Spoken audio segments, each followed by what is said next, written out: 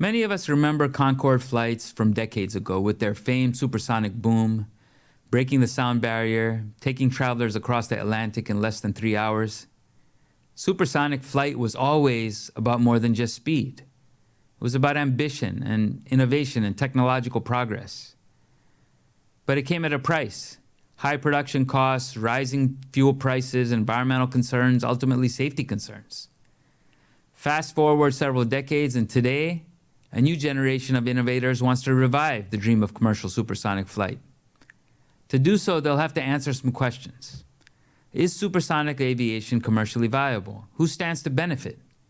What kind of opportunities does it provide, not only for technological innovation, but importantly, job creation here at home?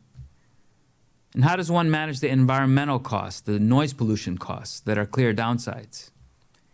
To answer these questions and more, I'm joined by Blake Scholl, CEO and founder of Boom Supersonic. I'm Navin Girishankar.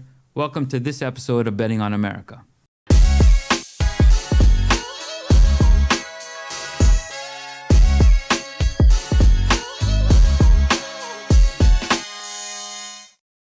Blake Scholl, welcome to Betting on America. Thank you so much for joining us for this conversation on supersonic aviation.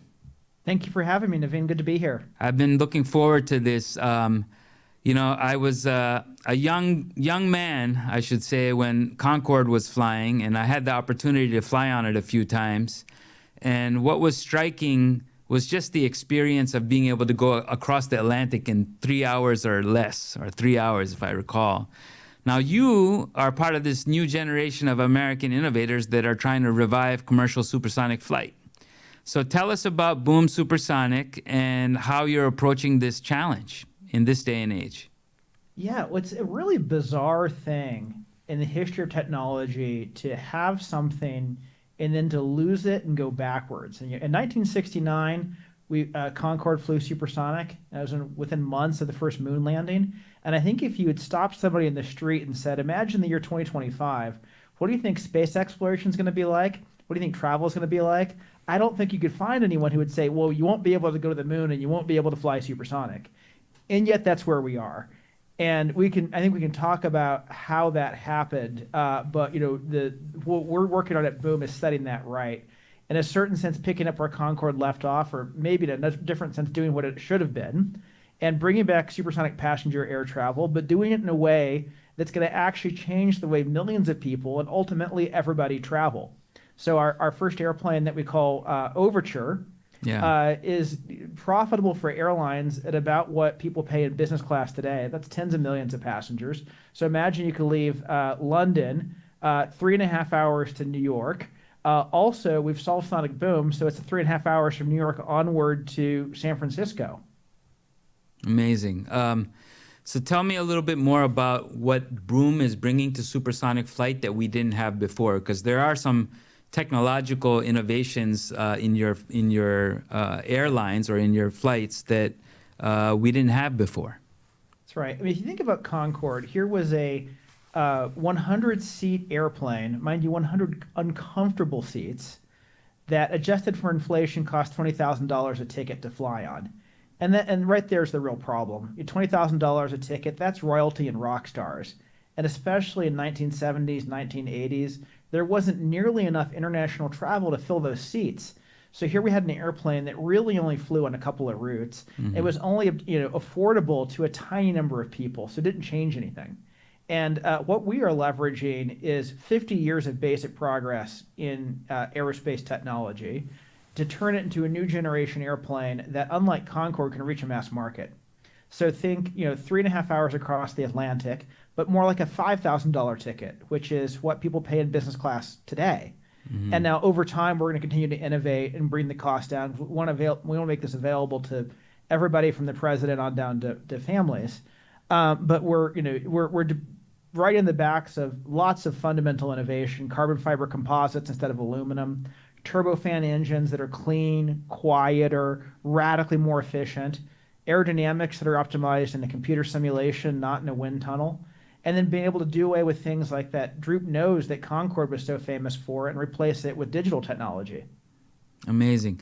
You actually described for me when we were initially talking about a software solution that was really essential to breaking the sound barrier without the boom. Could you explain that? Because that seems to be another important component of all these new pieces you're putting together here.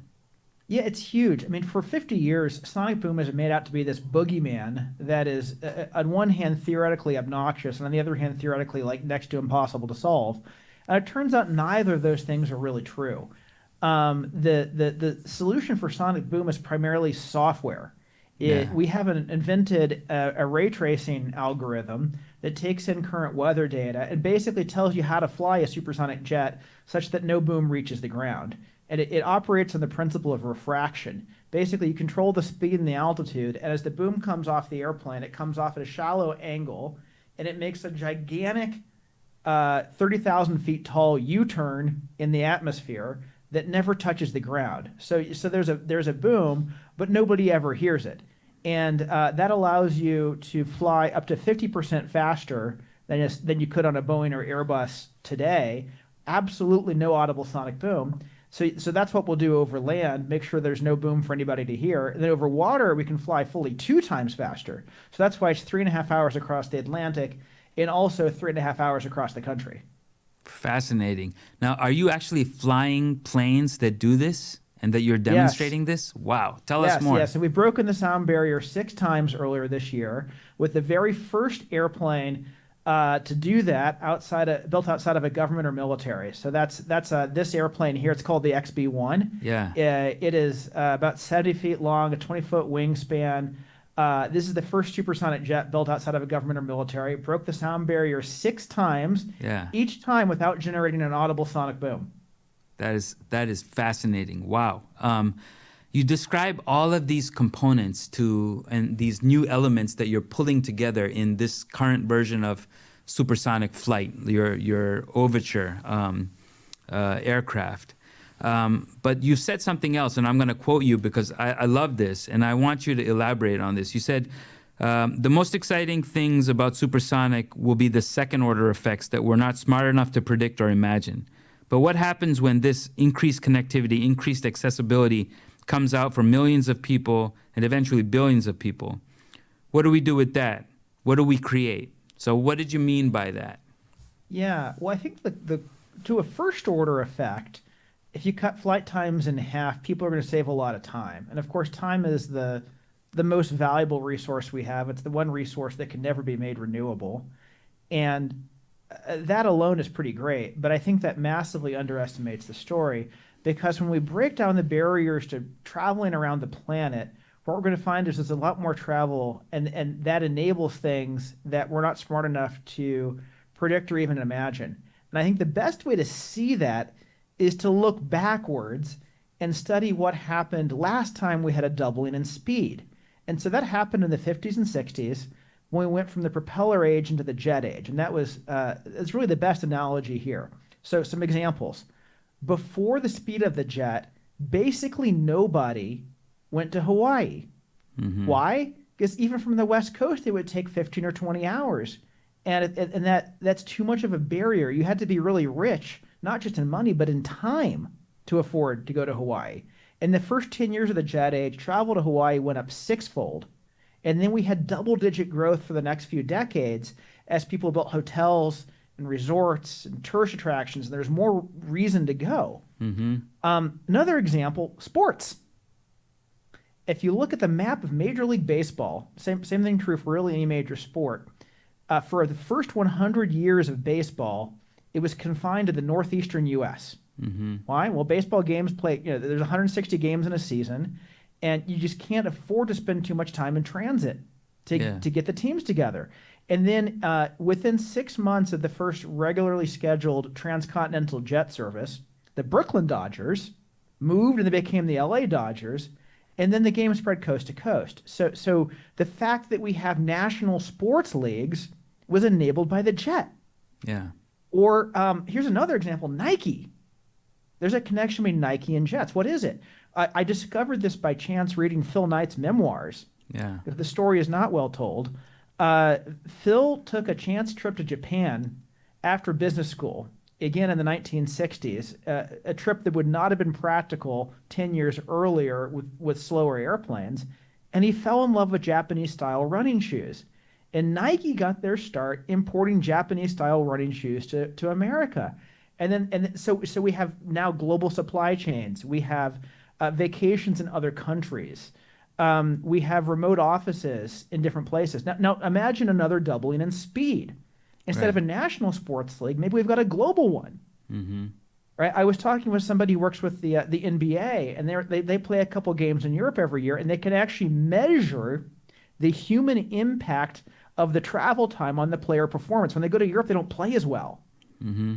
because these long flights are unhealthy.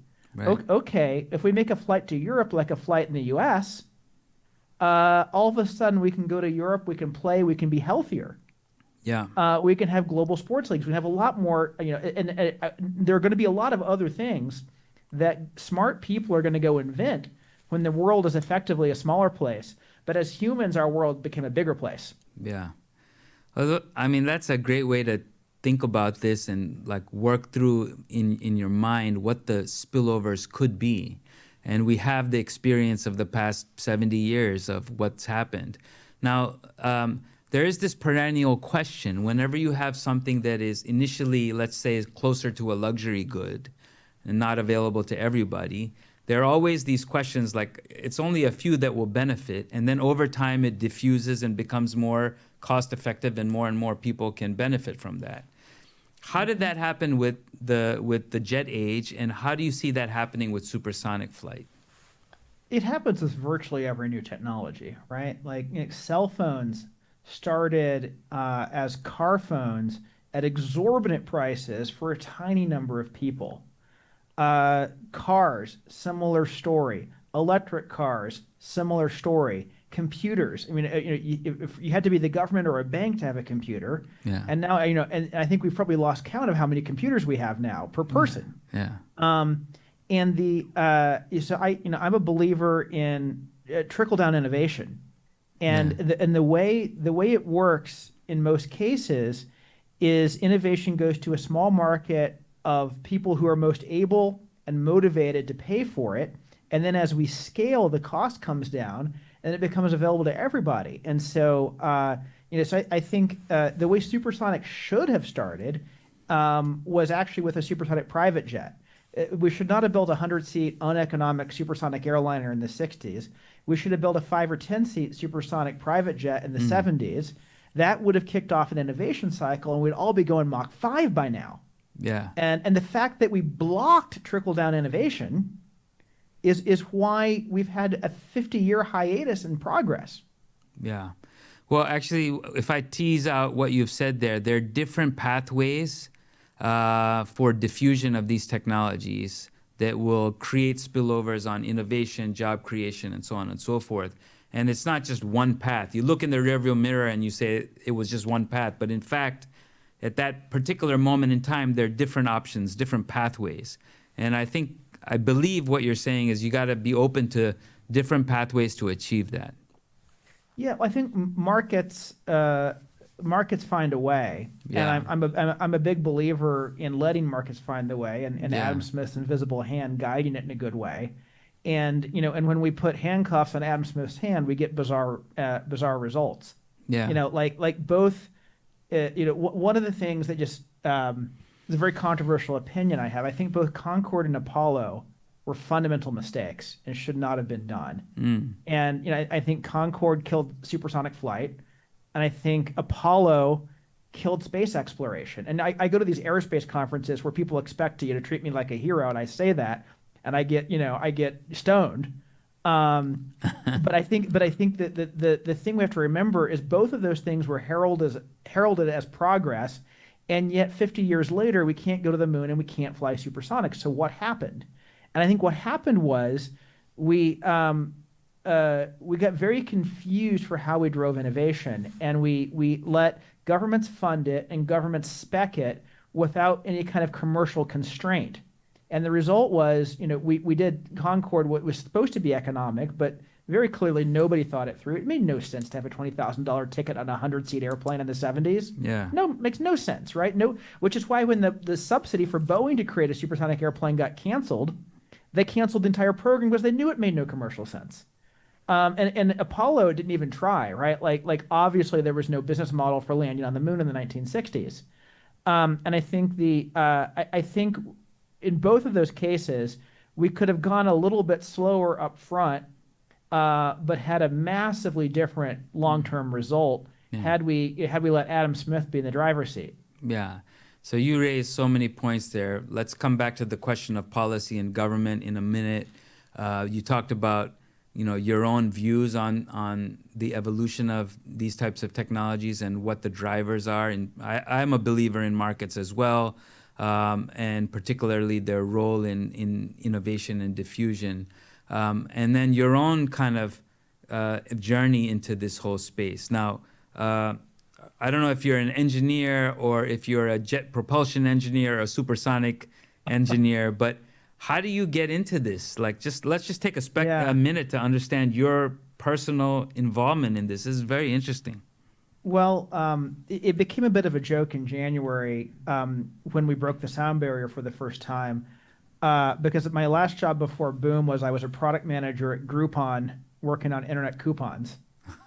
And so my LinkedIn went viral because there was a quote I put in there 10 years ago that said something like, "There's nothing like working on internet coupons to make you yearn to work on something you truly love." Like, how do you make this transition? Like, can you walk through that for a second? Yeah, absolutely. So a thing I believe is that passion and drive trump knowledge and experience, because it's very difficult to change what we love, but it's totally possible to change what we know. That's called learning. Yeah. And I think we tend to get told as we grow up that you're supposed to pick what you're going to do in life relatively early. Then you go to school in it. And if you're smart, then you go to grad school in it. And then if you're really smart, you go to postdoc. And then you go and do something else that's even more narrow. And and by the time you're done with this, you're a millimeter wide and 10 miles deep, and you couldn't possibly change. And there's nothing wrong with that path. But I think some of us go down a bit of that path. I actually never made it past undergrad. But I found that I was off a little bit relative to what I loved. And and yet the more I grew up, the more I was able to actually study and learn and get my head around things. And so what I found was if I was really motivated, I could learn new things. And I spent so after leaving Groupon, I wanted to start a company, and I wanted to work on one where I would never give up no matter how hard it was. Yeah. And so I thought, let me just organize my ideas by how awesome it would be if they worked, and forget everything else, like whether I have the resume for this or even whether it's possible. And I thought I would get 2 weeks into supersonic flight and understand why it was a bad idea nobody was pursuing. But instead what I found is the internet was full of this conventional wisdom. And supersonic flight costs more and people won't pay for it. And if you don't solve sonic boom, you can't have a market, and that's impossible technically, and it's impossible politically. And so it's going to be decades of R&D before anything happens. And none of that stuff added up to basic models that I could build in a spreadsheet with data I could pull out of Wikipedia with like a high school, a junior high level of knowledge of math. Yeah. And so I started turning over these cards, and what I kept finding is it was plausible. And so I just kept going deeper, and I ended up, I bought every textbook I could find. I took remedial calculus and physics. I ultimately took an airplane design class, and I built a spreadsheet with a really basic engineering model of the airplane and a really basic business model of the market. And it was very surreal for me personally, because I was like the ad tech guy from Amazon and Groupon. The closest thing I had to anything in aerospace was a pilot's license. And yet here I was with a spreadsheet that seemed to contain the formula for a supersonic renaissance. and it was a real, bizarre experience of my own ego. Because I'm like, this is strange. How am I the person with this? And I didn't know if I could do it. But I decided that I would much rather try and fail than be 80 or 90 looking backwards and think, I kind of just didn't have the courage to go for it. That's inspiring, and in a way, a really important lesson for American innovation, which is not to put limits on oneself. And you said it beautifully. Yeah. I mean, if we could just get every kid and frankly every adult in America to internalize that, it would be such a huge unlock. It is, my experience has been that it's way easier than we're told to skate to the frontiers of human knowledge and way easier to add something to it than we get told. Like I grew up, basically thinking like, oh, people who change the world, that's some small, tiny class of people. And, you probably feel different if you're one of those people. Maybe someone taps you on the shoulder and like, okay, you're Steve Jobs, you're Bill Gates, you're Thomas Edison, you're Rosa Parks. But like, that's not how it works. They just decided to go for it. Right. And I think anybody can. And for me, I would rather have gone for it and failed and be lost in history than not have tried. Yeah. So individuals matter, but institutions and policy matters as well. So let's shift gears for a second to your thoughts on government policy. Recently, I think earlier this year, President Trump signed the executive order leading the world in supersonic flight to begin, and I quote, a historic national effort to reestablish the United States as the undisputed leader in high-speed aviation. So give us your view. I can guess what it is, but give us your view on what the executive order does in terms of unleashing potential for the kinds of things that you're trying to do. And if you can be specific here, just so we understand what are the bottlenecks that aims to address.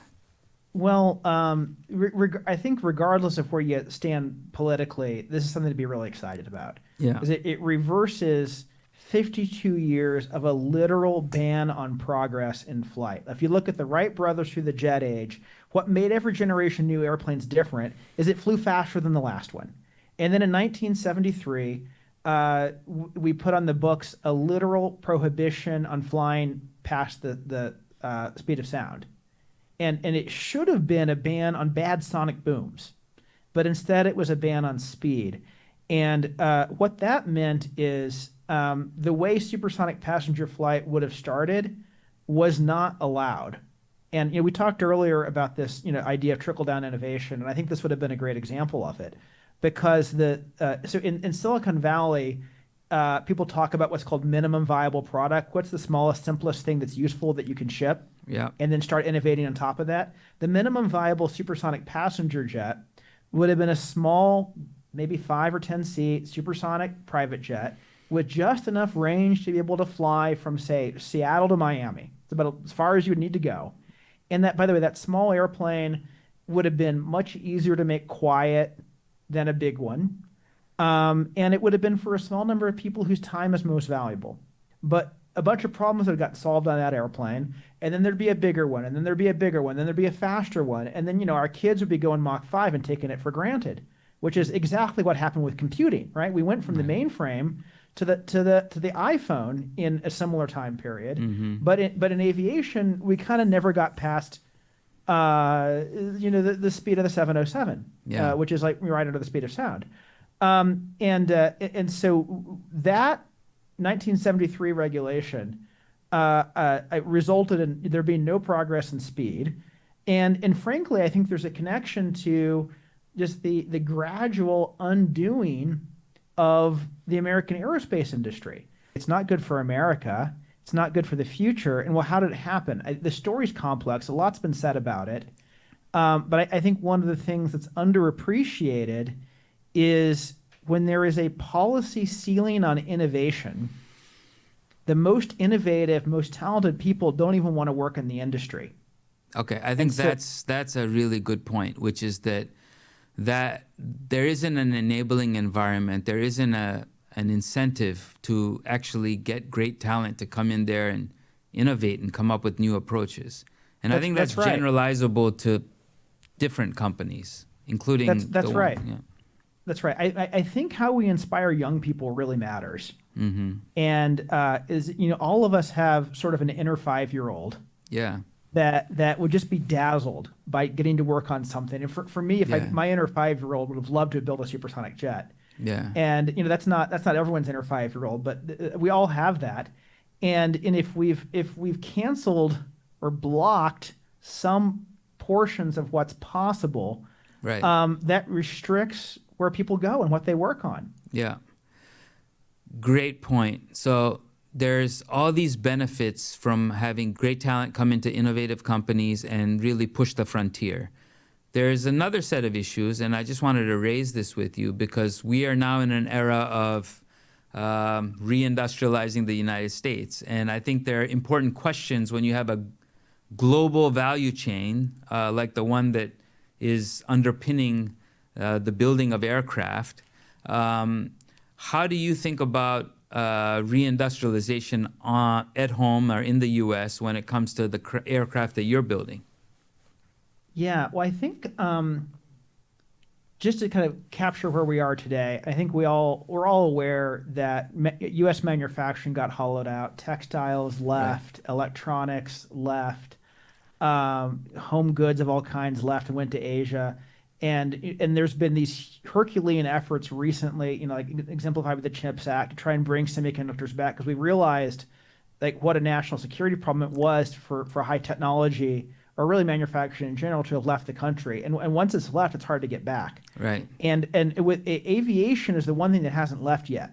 Yeah. Is America, Boeing is still America's biggest exporter, Yeah. and we still have something like half the global market for commercial aviation.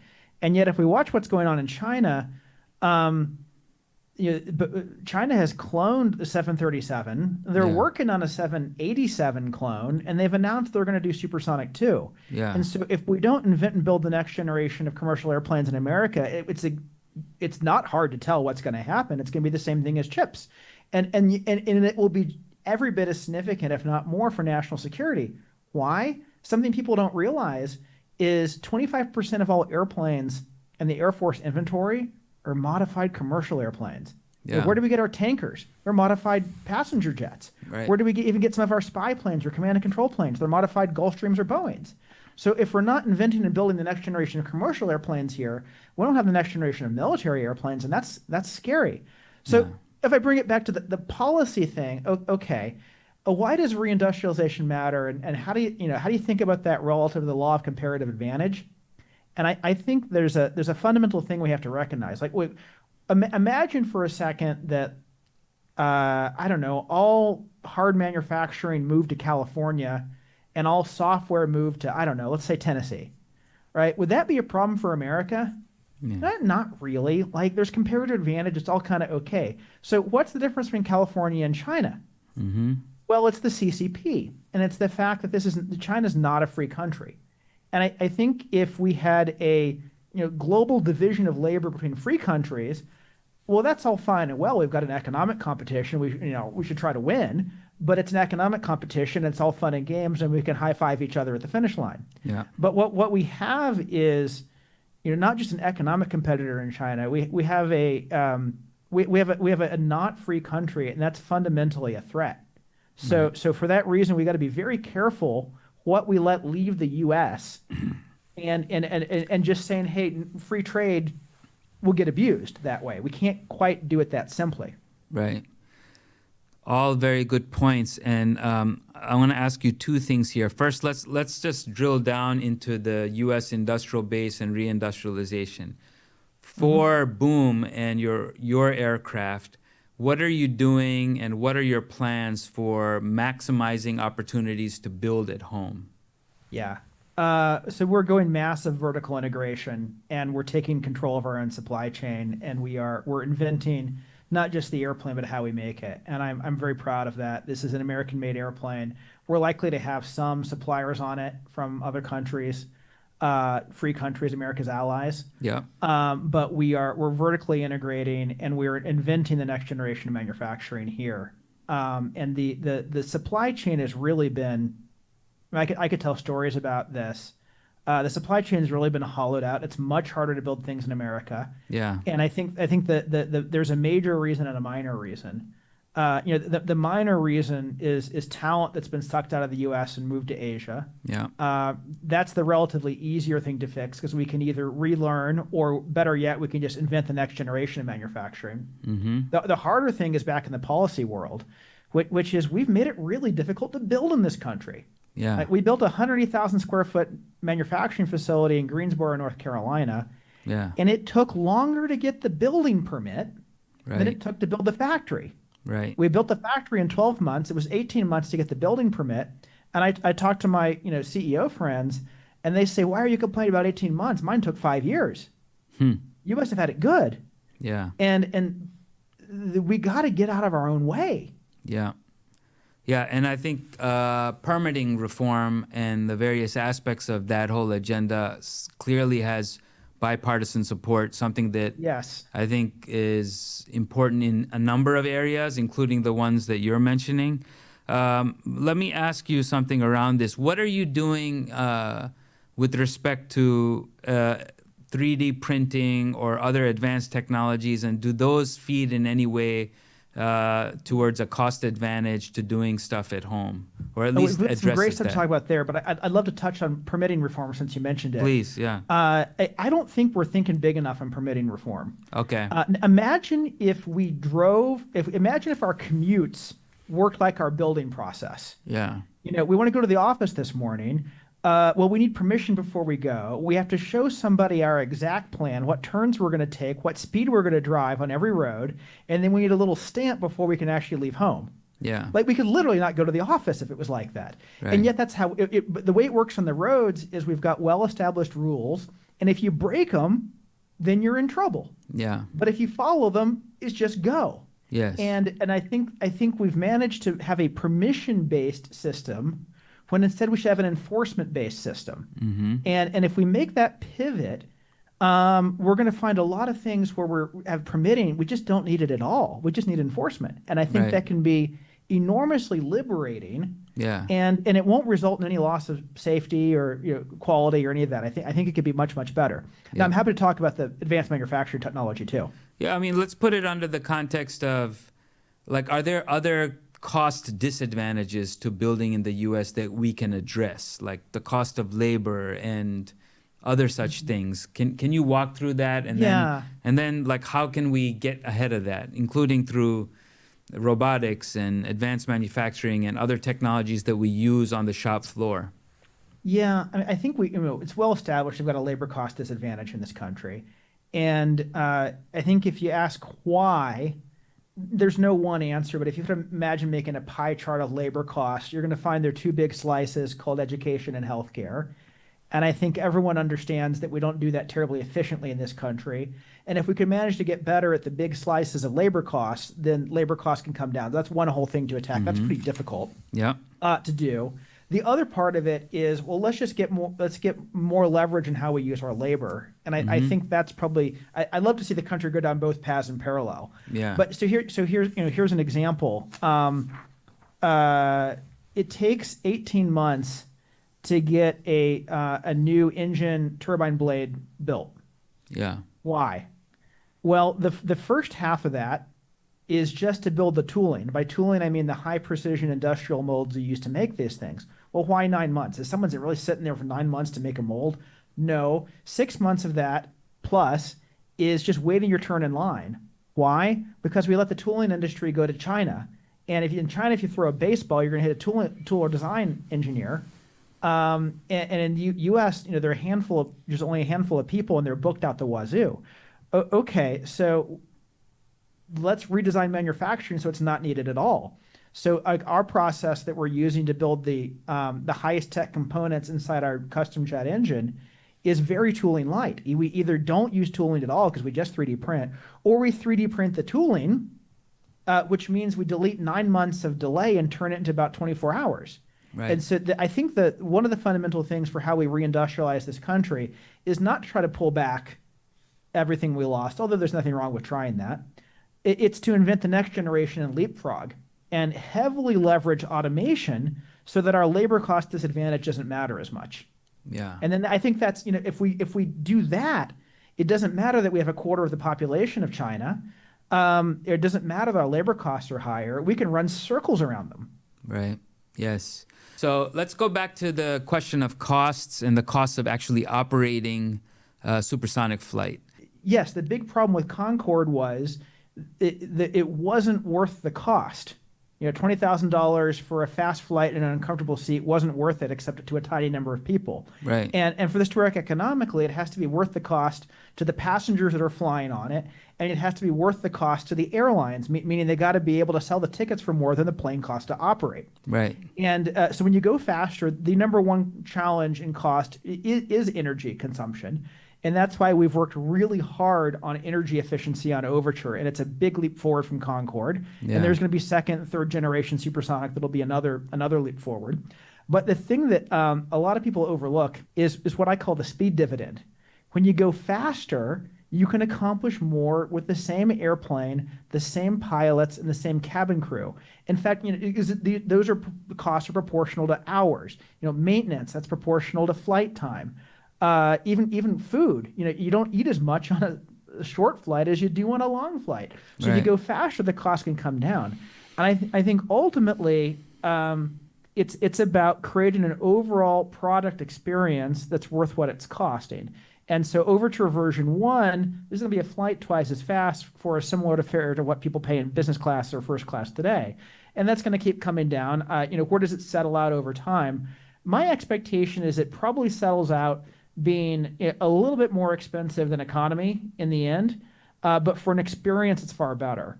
And so for anybody who values their time or values their experience, supersonic flight's going to be worth it, and it's going to be incredibly profitable for airlines.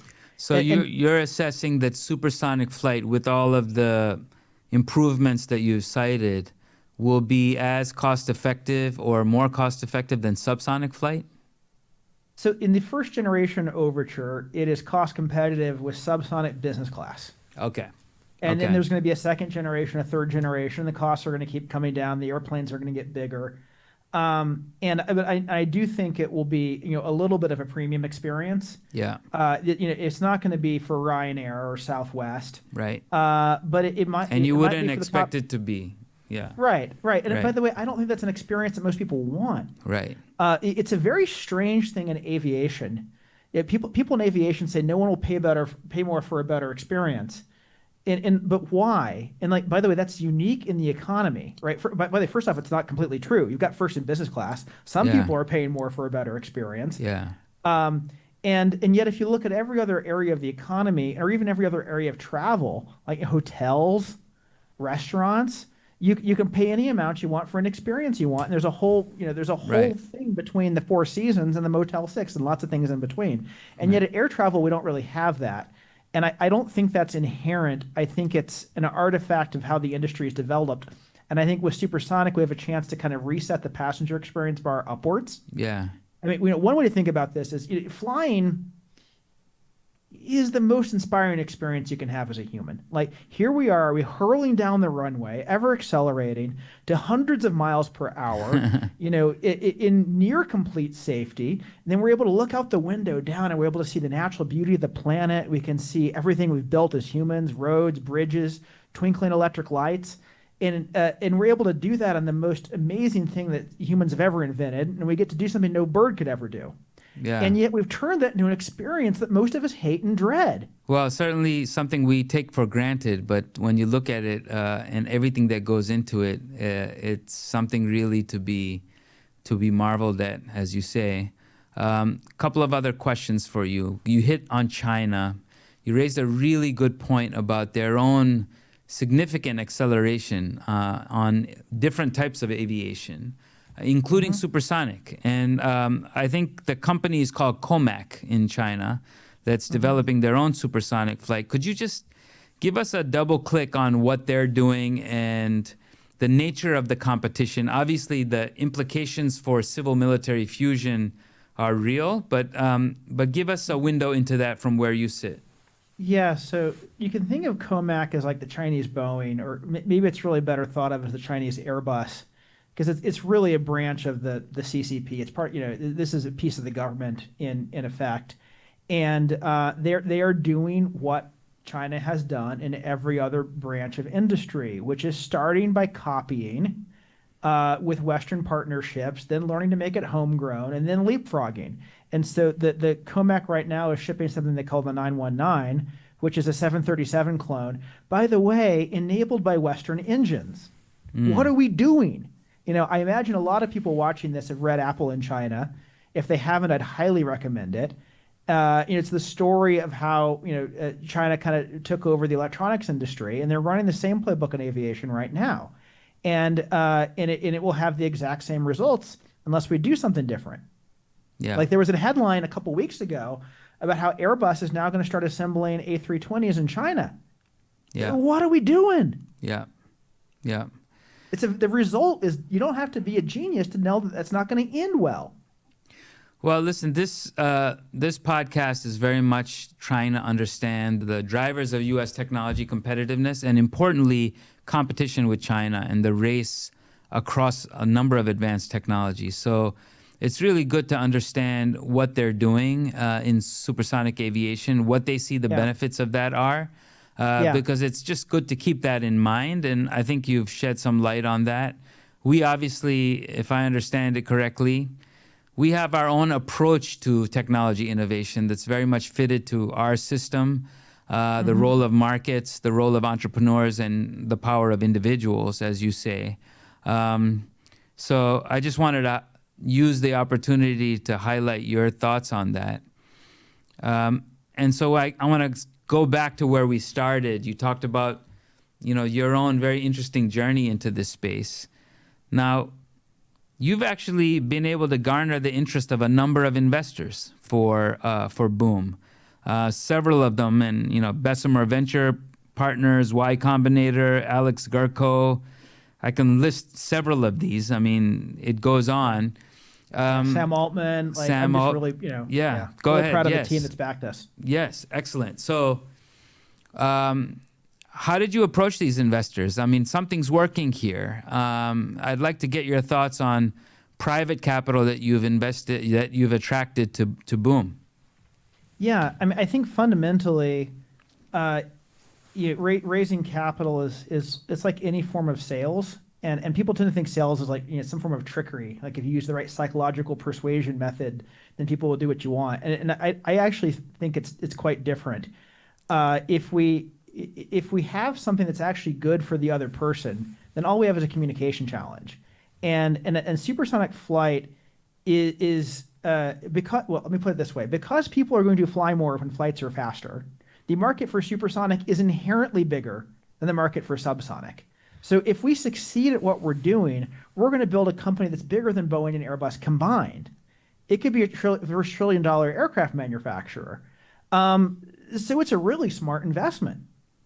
And that's, and then that's what we explain to our earliest investors, to our latest. Like Sam's a great example. He's invested in every round of capital we had from the first to the most recent.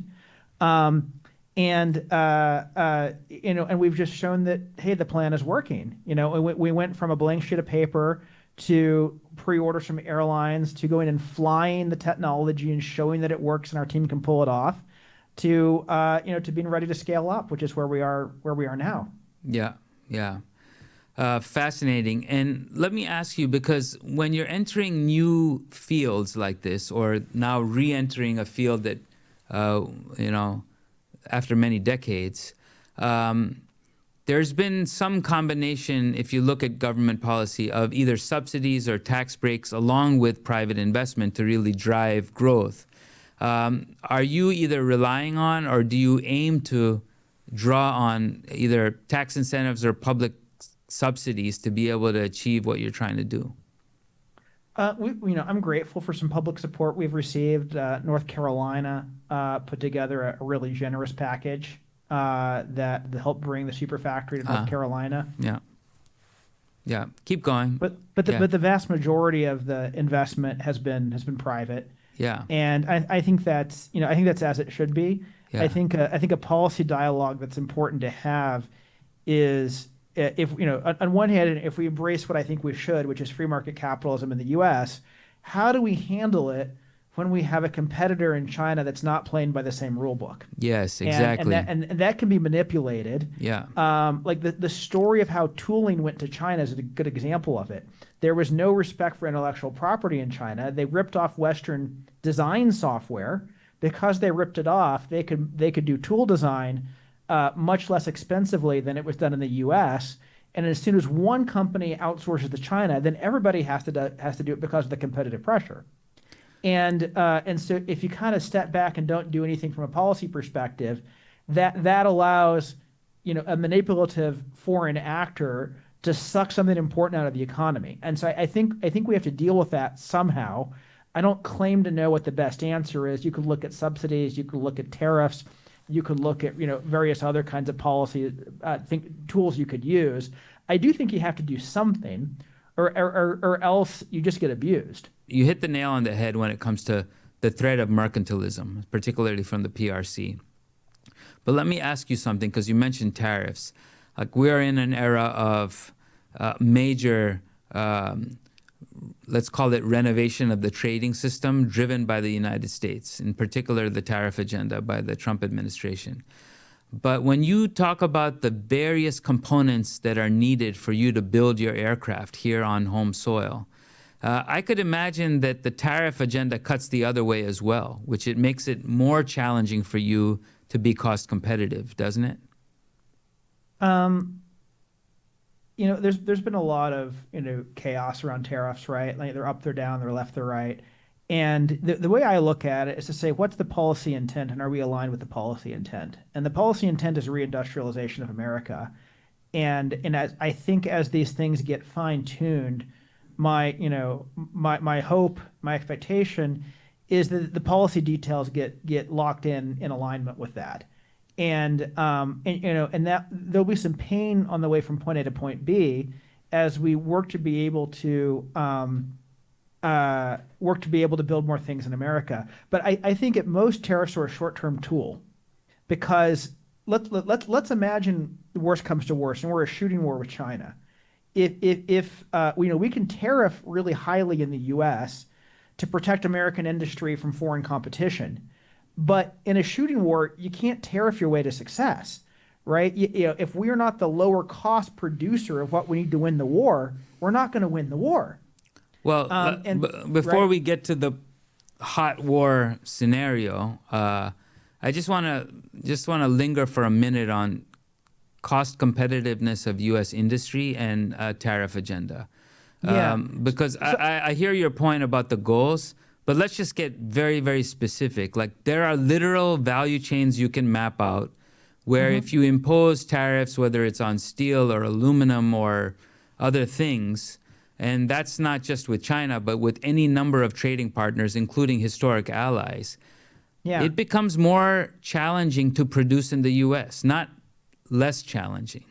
And I think what do we you have to look at say about short-term that? versus long-term impacts here, Okay. right? Like we are standing, like real-world boom example. Yesterday, I approved an order of millions of dollars of industrial production equipment that we're going to use to make jet engines at scale. Right. And guess what? Some of them are imported, and they come with a 10% tariff. Yeah. And do I wish it didn't have that? Sure. But guess what? The result's going to be we've got all this industrial production equipment in America, and we're going to go make jet engines homegrown. Okay. The other thing is we need to be able to build industrial equipment in the U.S. too. Correct.